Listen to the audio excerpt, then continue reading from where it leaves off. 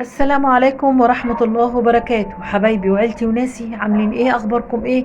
يا رب دايما تكونوا بخير وبصحة جيدة وبأسعد حال. صلوا على الحبيب، اللهم صل وسلم وبارك على سيدنا محمد.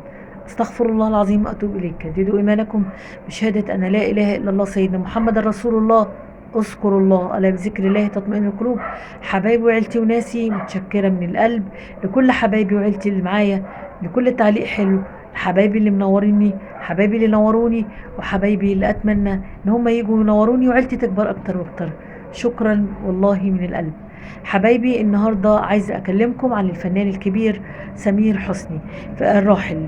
الفنان الراحل الكبير سمير حسني، هو من مواليد 7 أغسطس 1948 وتوفى 14 نوفمبر 2012. كانت أول حاجة ليه في فيلم الأنسة ماما، كان بطولة صباح، كان زمان قوي، كان عمره أول ما طلع كان 6 سنين. المهم، وكان أول حاجة كان عملها كان مع الفنان الكبير، كان هو يعني لما كبر مع الفنان الكبير الراحل برضو نور الشريف، فيلم حبيبتي شقية جدا. كان آخر حاجة عملها سلسلة دم، كان الجزء الأول مع الفنانة الكبيرة عبلة كامل.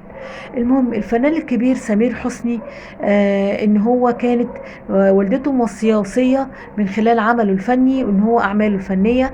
اولا هو اتخرج من المعهد العالي للفنون المسرحيه سنه 1968، وتعين مدير في كبير قوي للفرقه القوميه للفنون التمثيليه المسرحيه. المهم ان هو بعد ما اتخرج من المعهد العالي للفنون المسرحيه اتعين معيد. لما تعين معيد ما كانش اكتفى بكده بس، لا ده كمان مثل العديد من المسلسلات والافلام والمسرحيات. الفنان الكبير سمير حسني، كانت والدته موصيه وصيه من خلال اعماله ان هو ما يقومش بتقبيل اي حد.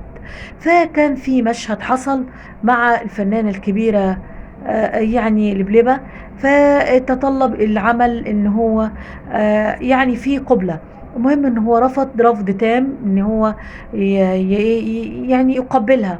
المهم ان الفنانة الكبيرة لبلبة قالت هو يطول، ده يعني اعزكم الله ما فيش داعي للكلمة اللي هي قالتها، بس هي قالت ان هو يطول، وقالت كلمة اخرى ان هو بما يعني جربوع أعزكم الله.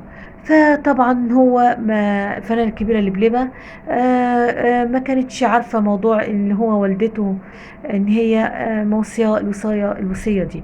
الفنان الكبير سمير حسني كان متزوج من خارج الوسط الفني ومخلف بنتين، راشا وسلمى. الفنان الكبير كان صوته حلو جدا، وكان بيقوم بغناء بعض التترات للمسلسلات، وكان برضو عامل بعض الأعمال للأطفال. الفنان الكبير سمير حسني لقوا حاجة غريبة جدا. هو لما توفى كان بيقولوا لما جم كانوا فترة كبيرة قوي ما يدفنوش حد، ما جو توفوا أحد أقاربه فلقوا جنبه 6 أطفال. وهو مع العلم كان بيحب ليه يعني اسبوع، في الاسبوع يوم في الاسبوع يروح لدار الايتام ويروح يفرغ لهم وقته، وكان يلعب معاهم ويجيب لهم بعض الهدايا، وكان بيلعب معاهم ويزورهم ويقضي معاهم يوم كامل. الفنان الكبير سمير حسني بيقولوا ان لقوا حاجة غريبة جدا.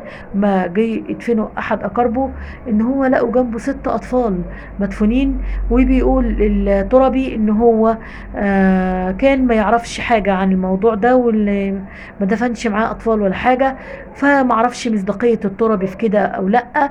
بس ده شيء جميل ليه ان هم لقوا معاه 6 اطفال ومدفونين بجواره. حبايبي هو ده حكاية الفنان الكبير سمير حسني، ومشواره ازاي انسان كان جميل، وازاي كان خير وخصوصا مع الاطفال الايتام، وازاي كان حكايته مع موضوع الاطفال اللي دفنوا معاه في قبره. حبايبي اوعوا تنسوا تصلوا على الحبيب، اللهم صل وسلم وبارك على سيدنا محمد. والسلام عليكم ورحمة الله وبركاته، حبايبي وعيلتي وناسي.